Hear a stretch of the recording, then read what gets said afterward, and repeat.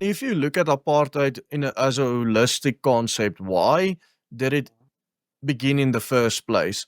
It was mostly because of the pressure from the poor white people that wanted Yes. apartheid. And to explain it to you like this, so I did explain at the beginning of the video after the Boer War that most people lost everything; they were destitute, and then most of these people would move to the old capital cities of the Boer Republic of the Transvaal, which is the Witwatersrand and Pretoria. Mostly the Witwatersrand because that was where most of the first and the earliest gold mines were built. Um, they only very later discovered that there was actually a lot more gold in Welkom than in Johannesburg. So most of these gold mines were in Johannesburg, and these people just moved there because they had no other economic option. That's the only way they're going to put food on the table for their. When you talk about the poor white people, Yes. if they were looking for a place to go and they couldn't get to the Witwatersrand, they didn't have very many options, did they? No, I think most people went to these to the Witwatersrand because that was basically one of the only few economic centers that there was money in order to get a job, and that was on the gold mine. Some people went to Kimberley, but a lot less. But any case, the bigger point I wanted to make was it was first white people that moved there to start working on the mines. Then the mining companies saw that the black people were willing to work for even less. So they Yeah. were not very, they were very, very, very few black people living in the old capitals of the Transvaal Republic before the Union of South Africa. It was basically all white cities. The old Boer republics were majority white. Most black people, the vast majority of black people, um, in that time still lived in parts of the Eastern Cape and Natal of today. And then these mining companies would actively incentivize getting all these black men out of their communities in Zululand and putting them in the mining settlements or the townships and close to the mine so that they can exploit them for cheap labor. Same thing with the Transkei, same thing with basically all the different black Yeah. areas that existed back before the Union of South Africa. And then what this caused was that you basically had a completely unsegregated slum of dirt poor people, and them being white, black, even some coloreds, even some Indians that were taken from it all, and they were all just basically put there in a slum that was for the poor people that had no money to actually afford an actual house. And Mhm. the white people that were the descendants of the Boer people that were living there come from an extremely high trust society. They come from a society within the Boer republics where crime was virtually non-existent. It's just not a concept that they knew. And now they are sitting in the slums, and the first big issue that they run into is a massive crime rate, especially petty crime. Like you can't even leave your stuff unattended because then it will get stolen. There's also an epidemic of violent crime within these slums. Not as bad as the petty crime, or not as numerous as the petty crimes, but violent crime also suddenly exists here. And these families started uprising and saying, no, we're not going to take it. We want apartheid. We want separateness. We don't want to live with these people because they are stealing our stuff. They are sexually assaulting our daughters, etc., etc. And that was the main driving force behind why apartheid was later introduced. The other main driving force came in the 1920s, about a decade later. Then they started complaining about the crime issue. They started complaining about the wage issue. They started complaining about the fact that more and more black people were almost imported from Zululand and from the Transkei and wherever to the mines in order to drive down their wages. And then the South African Communist Party, which was then still a white nationalist party, had an uprising with all of these signs that said, "White workers of the world unite," and "Workers of the world unite for a white South Africa." Like it was almost equally as white centered as it was communism centered. Then, of course, Jan Smuts. The uprisings got so bad that Jan Smuts actually sent in the Air Force to drop bombs on these white protesters, And that was basically the end of the Smuts regime, because that basically made him lose all popularity amongst all white people from all creeds and all social classes. They just said, this is inhumane, you can't do this. Like, imagine a leader today would do that. Say, there's a bunch of mine workers striking and you send in the Air Force and drop some bombs on them. Like, it's unthinkable in today's zeitgeist. But in any case, so then Jan Smuts was basically, he became too unpopular to be elected again, and they elected General Barry Herzog, which was then, he didn't win a majority of the vote, so he had to actually take hands with the Communist Party. And for a Oh, brief wow. period of time, we had the coalition between the Afrikaner nationalists and the communists who ruled South Africa. And they basically introduced apartheid. And they also introduced many laws that was, sort of minimum wages and fixed wages for different jobs.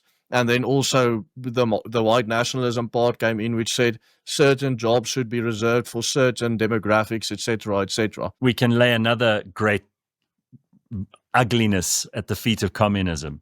I mean, rather than chalk this up just to Afrikaners, why don't the communists ever get the blame? Well, I don't think the communists wanted apartheid in the sense that it was later developed into during the 40s. This was just like the precursor of apartheid. Sure.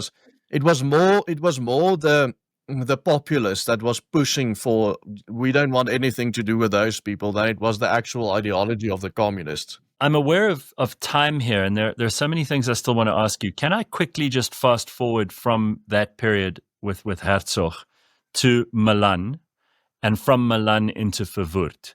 And if you can just explain to me, through the exposure that you've had to all these primary sources, how you would describe, as a teacher to a school child, what happened from Milan to Verwoerd's assassination and how that developed into apartheid. If we look at Milan, we must first look at the fact that Smuts was elected as prime minister again for a second term after Herzog.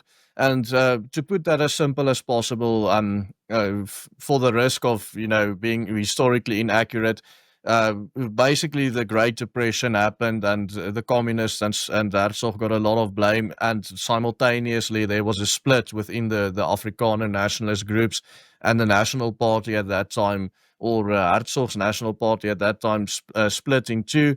And then Herzog took his faction and actually joined hands with Smuts again and started the so-called United Party. And then he was viewed as a traitor by, the more hard right people. And then we saw the rise of the Oswald Brandwag, which was basically this white terrorist group that was so vehemently anti-war. They said, our people will never, ever bleed for Britain, never, ever again, because obviously we fought in the First World War as well. But they said they will rather die fighting the government than they would be put on a ship and go to Europe to fight for Britain. And then, obviously, a lot of these people were then executed and jailed and so forth. And the normal people on ground level, and even the people that were sent to go fight in the Great War, in the Second World War, was so angry at the pro-British United Party of Smuts that it basically caused that the National Party would never lose another election again in South Africa. The Afrikaner nationalists would carry every single election, because everything that was just, remotely British, like for instance the Progressive Party, was seen as evil, and they were the ones that sent our sons to go die to fight a war that wasn't our war. So in any case, so Malan got elected, and he basically was the first one to mention the word apartheid in law and say that we were going to establish apartheid in South Africa. But the view of the more hard right, which was the Oswald Brandwag, for example, was not that they wanted apartheid. They wanted South Africa as a country to be split up back into the different republics that existed before the Union of South Africa. Because with the unionization of South Africa, 13 different countries were basically just one day told, okay, you guys are now one nation. But in any case, so they wanted to go back to that and said, we want our republics back, and we want, everyone to just have their little country and their space that they had before the Union back. And this was the goal, but then it increasingly moved to a more centralized state. And that this is where the Afrikaner elites got a taste of power. You know, it's not like we are separatists anymore. It's like, why do we want to be separatists and have our own little Volksstaat if we can control everything? If we can become very, you know, powerful and very rich, which I think was probably the biggest mistake they could have made, because if they stuck to their plan in order to set up the Boer republics again, everyone would have been in a much better position today. But they got very power hungry. And then if we move to Verwoerd, he is a very complex figure. We talked about the Bantu education. He wasn't an egalitarian. He wanted the best for the black people, but he also wanted to move back to the idea that the Afrikaners need their own Bantustan as well. And he wanted to give more and more, what do you call it, independence to the black homelands. For example, he allowed them to write their own constitutions, even if these constitutions are in contrast with the South African constitution. He actively tried to get them to elect their own governments. And at the same time, he was giving a lot of money, not just for schools, but also to develop hospitals, to develop roads, to develop, you know, you name it, everything basically needed to have a civilized country. And at the same time, try to educate a black elite within those homelands up to the level where they can become the elite of the homeland and actually govern the homelands. And actually, right before he was assassinated, he was starting to push to give full independence to the homelands, and then he was assassinated. His idea then would have been, if he'd lived long enough, to make new countries, to create Yes. new countries and allow these countries to stand on their own 2 feet and manage whatever they could. What was his idea for an Afrikaner Bantustan? I mean, that's an interesting thing I haven't really heard a lot about. No, his idea was that Afrikaners deserve a homeland, and they should have a homeland of their own that they can call their own. That's nobody else's, it's only theirs. Just like the Bantus had, the Bantustans, like Zululand, is only for the Zulus. Where was he going to put this? How was he In going to? basically the old areas of the Boer republics, but a little bit smaller. So basically Gauteng, which is like the core of what the Boer republics were. No other people have any claim on Gauteng, because no other black tribe ever lived in Gauteng, historically speaking. And then parts of Limpopo, but just like the southern part of Limpopo, obviously the Venda people and the Tonga people have claims to the north of it. Then the Kruger Park, then some parts of Mpumalanga, but then he would have given some of the Swazi areas back to the Swazi people, and then some of the Zulu areas back to Zululand. And then on the other side, on the western side, Northwest Province, roughly half of Northwest Province. If you draw a line down the middle, that's where he would have made it. And then the northern part of the Free State. The southern part, he said, was Sotho territory. So that was the idea. This was the historic homeland of the Boer people, and that's what he wanted back. Oh, and obviously also Vryheid, the Republic of Vryheid in Natal, which would have given the land access to the sea as well, so it's not completely landlocked. Who were the main opponents to Verwoerd at this point? The mine bosses, yes. The most accepted theory was that it was the mine bosses that wanted him assassinated, and they found a mentally disabled and also mentally basically a crazy guy to do it. Because by that time, they actually made black people citizens of their different homelands. And the mine bosses didn't want their cheap labor to go back to develop the homelands.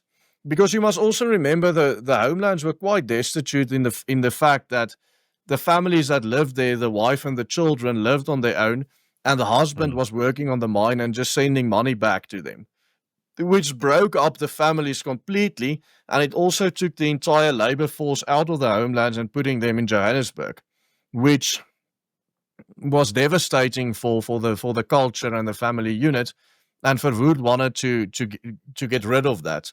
and he had a very big, what do you call it, like a project to reunite black families. So yeah, that's basically what happened. The mine bosses didn't want him to govern the country anymore.